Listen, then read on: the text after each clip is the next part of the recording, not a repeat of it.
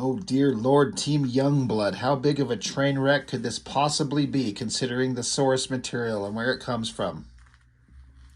Well, surprisingly, not nearly as bad as I thought it was going to be. I collected this one issue when it was originally on the shelves back in the day, and I never picked up another one until like issue 10 or 11 because I think they had some crossovers with the regular title. I got it, I read it, and I think I was just like artistically there's nothing here that I haven't seen. It just always felt like it was a visually poor version of everything else I've seen by other better artists. And I just never picked up any more. But through the grapevine, through other channels, through kind of just knowledge that I've kind of gathered over the years, my kind of understanding is that Team Youngblood was way more consistent and had a more kind of cohesive through line as far as stories, and was way more consistent on a publishing schedule than Liefeld doing regular Youngblood. So if that's the case, then credit where credit's due. That is really awesome. I just kind of reread this thing for the first time in years, expecting it to be horrible. It's not great, but it's not horrible. Much more kind of a, I mean, it's shocking because it's, you know, stories by Liefeld, and then script by Eric Stevenson, editor. I'm sure he probably had some help in the story. But the story felt way more cohesive and like well thought out than Liefeld did even in his own regular title of Youngblood. It's like this is the better version of Youngblood than the original Youngblood by the original creator. It's just that the art wasn't quite as it, whatever that undefinable thing is that Liefeld has.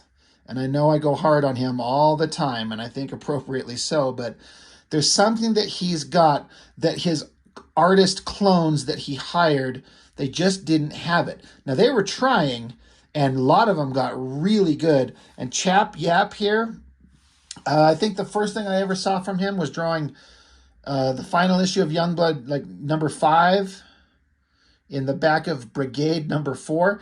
And it was horrible. Some of the worst storytelling ever seen, some of the worst drawing, but he's clearly gotten better. And I feel like you could see his growth. So I have this issue here, and then I have sitting right here with me, I think the next ones I've got are issues 10 and 11.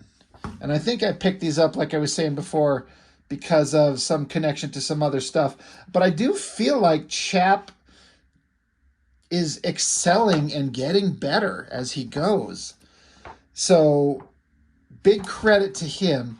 So he's still a little rough in this, but it's not bad. First things first, looking at the cover, it's kind of an okay cover. It's like there's a lot of elements to this where the artists are just adopting so many of the things that I think, honestly, Jim Lee and Scott Williams popularized, and then everyone else like Silvestri and Rob Liefeld adopted, which is this crosshatchy line work to put everywhere on the form to render the figure. But if you don't know really what you're doing, you're just kind of throwing lines in places because it gives the illusion of detail. But if you don't really know what you're doing, it kind of just looks like an overworked mess. This is going to be pure conjecture on my part. There's something about this face on Dutch here, kind of the shading on the nose and the mouth, that looks way too much like Jim Lee. I feel like Chap lifted some face from Jim Lee for that right there, because all these other faces kind of suck. It looks like, I mean, I want to say there's an element to Chap's work where he's trying to do Liefeld, but I also feel like he's trying to do Jim Lee more than Liefeld. If I'm being honest, I see a lot more Jim Lee in his work than Liefeld. I don't know if that's a take that anyone else has seen, but I feel like that is a direct lift. And there's at least one more panel I saw in here for sure that I felt like that is a lift from something else. So getting into it, the basic story starts out, there's a some kind of spaceship shuttle heading to a space station in orbit of Earth. So there's the text in the background of, hey, we're approaching space dock, permission to dock, affirmative, blah, blah, blah, this, blah, blah, blah, that. And then this page had the only real bit of storytelling that confused me. And if somebody can explain it to me, I'll be happy to listen and understand.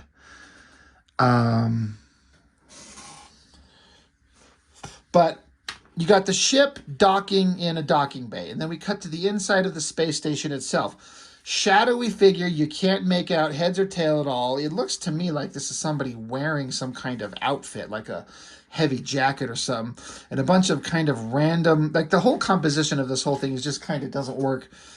But there are a bunch of like people that run the space station reporting to the guy in charge.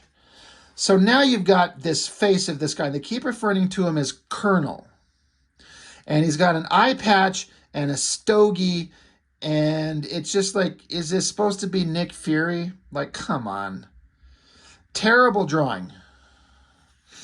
The patch doesn't look like it's sitting on his face right. The eye looks weird. The facial structure looks weird. The rendering doesn't make sense. Like, he's got the stogie and then like a shadow under it, but then weird shadows that don't conform to any kind of lighting on a human face. So again, I just feel like this is a young person who's just seen this line work on figures and is just throwing them everywhere. So you got this guy, they refer to him as Colonel, so I assume it's this guy. But then they continue talking to the Colonel, and they cut to this guy who looks like roided up Captain Picard in a Star Trek uniform with like the little triangular badge cut across the chest here. But if this guy is this guy looks like he's got a head of hair. This guy is bald as shit. This guy has a stogie in his mouth. This guy does not. Now you could say he took it out of his mouth and it's behind his ass with his hand as he's standing here, but no one does that with a cigar. You don't stand there like majestically holding it behind you. So I'm like, is this guy? This guy? Also, look, this asshole's got like a collar, like a jacket collar. This guy's got like a metal choker and a spandex outfit. So I'm like, who the fuck is this? So that, I actually sat here for several minutes going back and forth and reading it and trying to like, what am I missing? I'm still not sure, except I think it's supposed to be the same guy. It's just fucking terrible storytelling.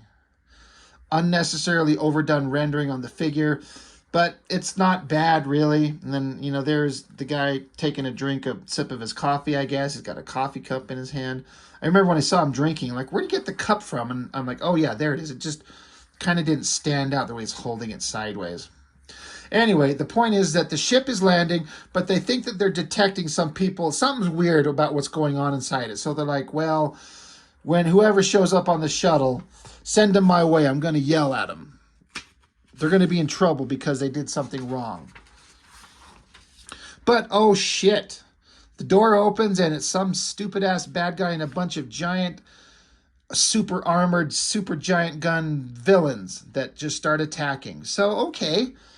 A ship approaches a space station, sneaks on, full of bad guys, trying to take it over. As a double-page spread, it's not bad. I think there could be some more use of shadows on the figures to give them some separation. I also feel like, I know it won't show on the camera, but looking at some of the print quality on some of this stuff, it feels kind of low resolution. Like they lost some, like it's not as crisp and sharp as it should be. I'm not sure why that is. But I guess not a bad double-page spread for artists of this era, for a brand new guy who's only done a few pages, really. Like, you get it. And it's big, exciting shit that kids should be, kids would look at this and go, fuck yeah, that's awesome. So they blow away a couple of soldiers, and it's some bad guy named Geiger. Oh, very scary. Back to Washington, D.C. I don't know if this is supposed to be the president or just some government stooge talking to somebody. Well, it's Robert Downey Jr. in Tropic Thunder playing Iron Man, right?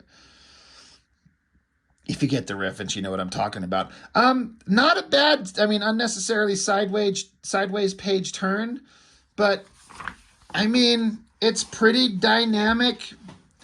It's a pretty simple armor design, and you're just over rendering muscles and doing cross hatchings for no fucking reason, trying to get some shiny metal texture. But I mean, it kind of works. It's not bad. It's not great, but not bad.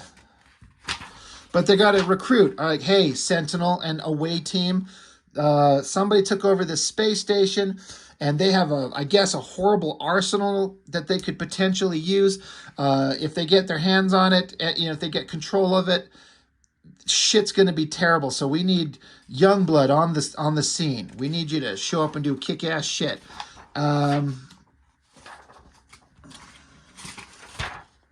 Oh, yeah.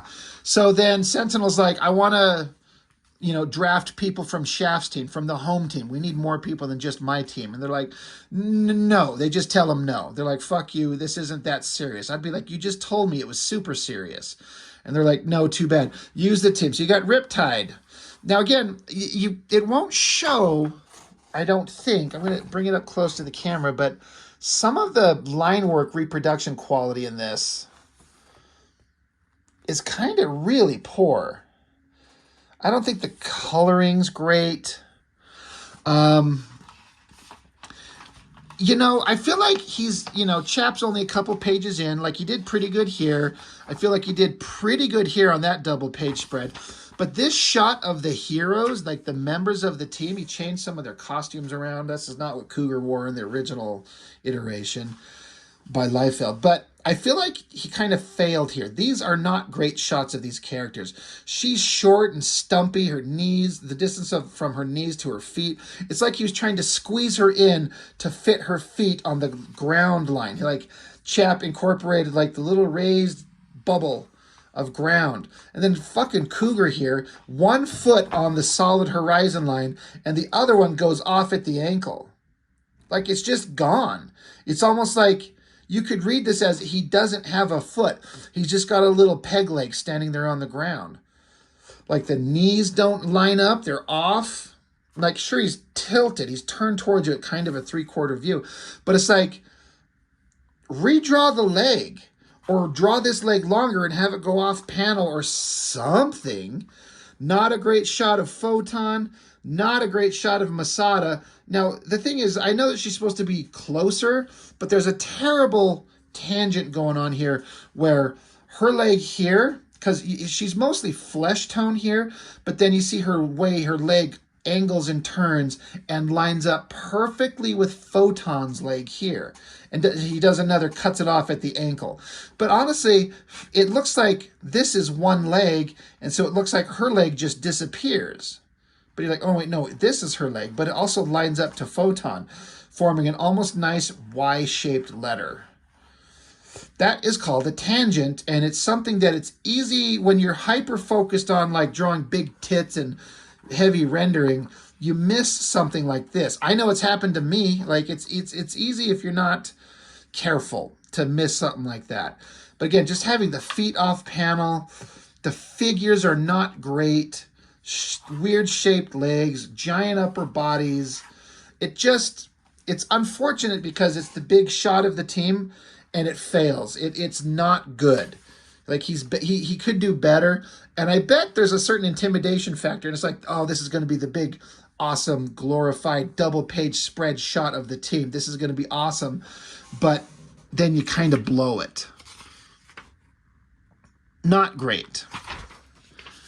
But then whoever the government guy they're talking about, I feel like this is also a shit kind of dig at Jim Lee. Because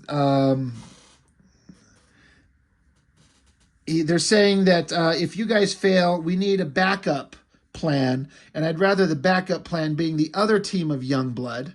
And he says, and I'd rather the backup come from within YoungBlood than from some second-rate group like Stormwatch. And I just feel like in the in-world continuity, it doesn't make any sense because in Wildstorm comics, Stormwatch was a government-funded team of superheroes on a space station orbiting Earth. Well, that's what's going on here. And honestly, Stormwatch came out before Team Youngblood, so Stormwatch came out before Liefeld decided to write a story of a space station in orbit. So they're kind of the prime group. And so he's like, it's like they're making fun of Stormwatch. And that's kind of stupid. I could be reading into it completely wrong. I don't know. Kind of another goofy shot of like shadows and rendering all over this face that don't really conform to much reality in life. It's just kind of weird. I also feel like this shot of the face here and the rendering on the face here, like the eye, the shape of the nose and the mouth, I feel like these are lifts from Jim Lee comics. Some faces that he's done. They look familiar. And they look, I'm not saying they look great, but when you see some of the stuff that Chap does where he has to do it on his own, and then suddenly you see some stuff that looks like he's got a little bit better understand. Like he's adopting stuff from an artist that knows what they're doing, but he doesn't know how to interpret it himself quite right. I could be completely wrong, but that's my theory, that these kind of basic shadows and renderings on these were taken from Jim Lee. Like, I don't feel like Chap's trying to emulate Liefeld. I feel like he's trying to do Jim Lee, which is honestly the smarter move. Big, weird shot, kind of hard to make sense of the anatomy on this holographic projection of the bad guy, Geiger, where his arms connected and the foreshortening on it. It's a little weird. I guess they need to have a giant, like, 2-story tall holographic projector to show the transmission of the bad guy telling him that, haha, he's awesome, he's in charge, he's gonna kill everybody.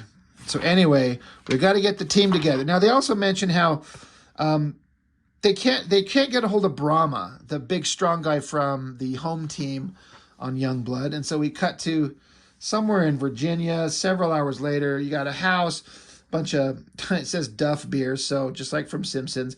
But here's Brahma sitting in shadow, angry face, and it's unfortunate because there's a lot of, and again, I'm guilty of doing this myself, where the proportions are kind of like goofed up. Where the chin, it's not symmetrical the way that it should be, and then it's a lot of use of heavy shadows on the face that don't correspond with anything else. If you had this much heavy shadow on the sides of your cheek like this, there'd be heavier shadows under your nose, under your eyes, down on your body. There'd be way more shadow. But it's just like, as it is, there's just this black kind of chin strap around his face. Holy shit, excuse me. So it looks weird, and it just looks like a young artist who sees what other guys are doing and trying to adopt it, but they don't understand what they're doing. And so it just looks weird. And of course, this is very much a Liefeld thing with the gritted teeth. And then it's funny because here's another shot of the same guy, side by side. This guy's got shaved sides on his hair. This guy does not. So, but I do think it's interesting. Like, this character has had almost zero character development, almost zero anything going on. We haven't even seen him get to be a hero. We saw him like stand around in the background of Youngblood number 1 or 2 or whatever, and then issue 2 or 3, I think he showed up and socked Prophet in the face, and that's it. And then he was in, I don't know, he's had almost no character development, and suddenly he's hiding from the team, and he's a drunk, and he's having a shout out with his father, smashing his pagers so the team can't get a hold of him. So there's an attempt to do some story with the character, but we know nothing about him at all. He should already have some kind of character built up. When you're kind of comparing superhero team backstories to Claremont era X-Men and other stuff out there that's better, you're like, these guys don't know what the fuck they're doing. But they're trying. Anyway, a little silly little Tonka toy Jeep driving up to Virginia's Blue Ridge Mountains the next day. It's a guy out here chopping wood. So we got Sentinel showing up to talk to this guy, Dutch. Again, not a great pose. It's a weird choice to have him like thrusting his pelvis forward and pressing his dick up against the border. I mean, no one bothered to look and see how an axe actually looks. That's just kind of pretending like you know. And then, like, you got this weird coloring foliage, greenery in the background, like it's supposed to be trees in the background. And then his leg just vanishes in the midst of it. Like, you don't stand and chop wood in the middle of, like, brush and bushes. Why don't you just draw his leg coming down and draw some grass or something, or more flat ground? And then someone sheared the top off Sentinel's head here. Just cut it right off. So he's got no brains, and Dutch is walking up to it like, you ain't got no brains, boy. You best step back, boy. That's pretty fucked up. But they're trying to recruit Dutch into the team. And Dutch is like, I don't do that anymore. They're like, well, we need you. And Dutch is like, I'll think about it.